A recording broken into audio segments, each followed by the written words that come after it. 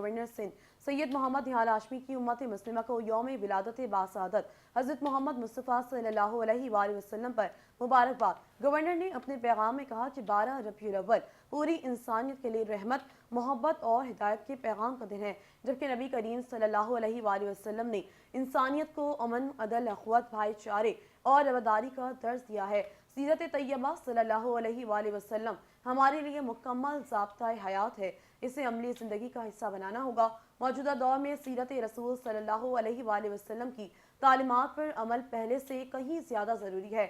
नफरत, तासुब और अदम बर्दाश्त का मुकाबला मोहब्बत, मुकालमे, सब्र और रवादारी से किया जा सकता है।